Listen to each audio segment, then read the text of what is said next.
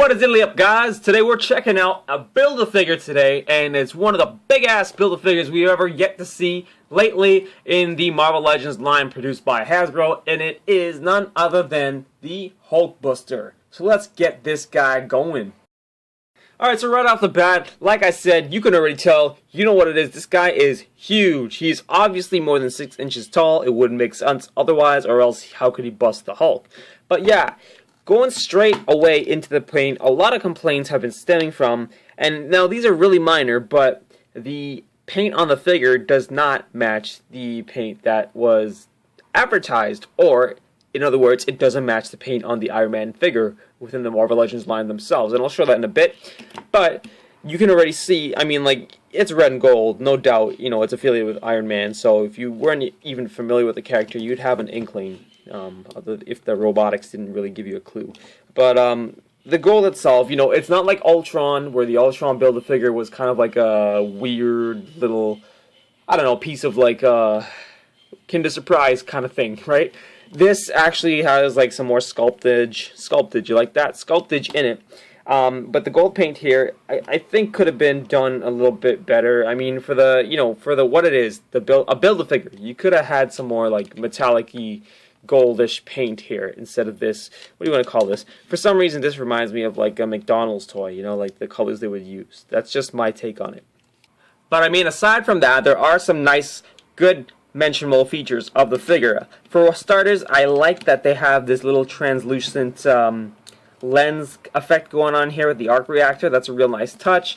It would have been so sick if you could pop the head off and kind of, so what happens here is with the Build-A-Figure itself, this upper torso piece actually comes with Blizzard, and it comes detached. So, you know, this pegs onto the back piece right here, and you close it around this lower torso piece. I think it would have been so sick if you were able to put like a, you know, Mark whatever Iron Man inside this guy and have Tony Stark's head popping out. That would be cool. But anyways, I like that that arc reactor is like, you know, different. It really makes the figure pop, if rather than how they just painted this on. It's like there's an actual, like, hear that? There's an actual groove there, and as you can see, there's translucence going on there. I do like also that they have, you know, some shades of like gunmetal, if you want to call it that, running throughout the figure, so it's not just, you know, bland red and gold or red and mustard McDonald's yellow. There's also variations in the red. Why? I'm not sure, because it's just a random joint here, if you can see that, but you know, it does make the figure fit together quite nicely. I would have liked if they kind of, let's see if we can get the camera focused in here, get the writing light. I would have liked if they added a bit of blue in the eyes there. Just a hint, kind of like they did with the, I think it's the Mark 42 Iron Man, where the arc reactor kind of had some blue painted around it as well as white. It kind of highlighted the eyes a bit more for me, and had that little, you know, that glowing effect that Iron Man is kind of famous to have in his head. So what about the articulation? We're paying money, get all these 6 figures, or going on eBay or whatever to get this, right? To put it together to have the big show. Now, articulation. This guy is not bad by any means. You know, I wish they did have the ability to, I wish they gave him some articulated fingers. I mean, he only has 2 fingers, really, right? So I wish they gave him some articulation there. He just has a fist. Which, I mean, for the most part, you're probably most likely going to have this guy, like, beating the crap out of someone. Which, as I do that action, brings me to my next point here. I know we're jumping all over the place. But with the torso, what it is, there's a little square piece that pops up from the lower torso. And there's like a peg, almost, that this slides into. So that is based on kind of like a rigid piece of plastic that sticks up vertically from about here upwards. And, I mean, it gives a little bit of a realistic kind of a bend to the figure, because there's always some pliability that brings it back over time, some plasticity. But at the same time, I find it a pain in the ass to turn this figure around from A to B when you first get it. And now that I'm playing around with the figure a bit more, it does become easier, but you see I'm applying a whole bunch of torque to the figure, and it's bouncing back, right? It's like, whah! Sock 'em, rock 'em, robots! But yeah, so that's one thing, one issue I have with the articulation, or 2, I guess. As far as the head, I'm really satisfied with the head. Let's see if we can get a better look at the head here. So it sits on a ball joint, but you can look pretty far up, so it's just like, man, it's raining meatballs today. Or like, you can look pretty far down as well. And I also like that there's kind of like a, how do you see this? let's see. There's kind of, yeah, those obviously have head swivel here, but there's kind of like a, oh, there it is. I don't know if you guys caught that on the camera. It kind of moves forward, right? So it kind of like glides forward and back, which is, I've never seen that on a figure in a while, and I thought it was a nice touch, especially with a figure as big as this, because it just adds to the dynamicness and posability of this Hulkbuster of a character. Now, as far as the actual arms themselves, goes up about that much.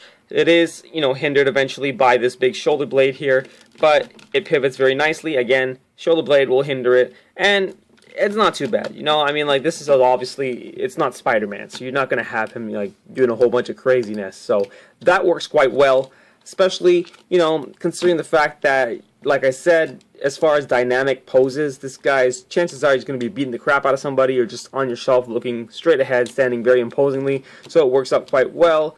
So now, as far as his legs, he's got quite a bit going on, not too bad at all. He's got, you know, a good range of motion within his knee there. He doesn't really have anything as far as, you know, thigh flexion or extension. He does have the ability to swivel, but again, that is hindered by this joint here. And on numerous occasions, I think it's the right leg for me, it pops off. There's a big-ass peg in there, and it will pop off from time to time, no biggie, just peg it back in. As far as the rest of the articulation in the leg, which brings me to another point here, I wish they went with that little translucent effect they did with the arc reactor in the chest for both the kneecaps down here. Anyways, getting back to the articulation, this is probably the highlight of the figure's articulation as this paper slides around here, because this actually slides down pretty far, which in most cases will allow this Hulk of a figure, or Hulkbuster of a figure, to actually balance. Now, it will take some practice, but look at that. I'm going to pan out here as there's a truck in the distance, so forgive that. But look at that.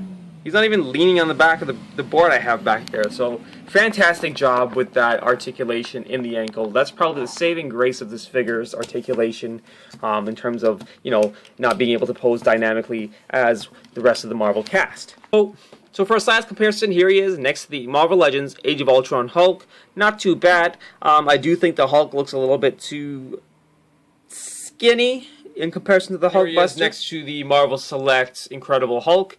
I think this works out a bit better just because I think that the broadness of the Hulk matches the Hulkbuster and it looks more like an even matchup.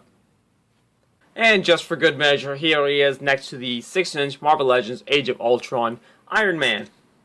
You can kind of see what I was getting at with the colors here. In this lighting, it doesn't look too off, but this is actually a darker red than the Hulkbuster himself. Alright guys, so that was my review on Marvel Legends Build-A-Figure Hulkbuster. I think it's a pretty good figure, pretty solid all around. There is a repaint that is coming out overseas, I believe, in an international wave of all the Marvel Legends 6-inch movie characters. But I definitely recommend picking this guy up if you're an Iron Man fan. I think it beats the old Marvel, the Toy Biz Hulkbuster. So let me know what you guys think. Hey, and I want to know what you guys think as far as other figures. What would you like to see reviewed? Let me know in the comments below. But until then, I hope to see you guys on the next video, which you can check out right there. Till next time, guys. Peace.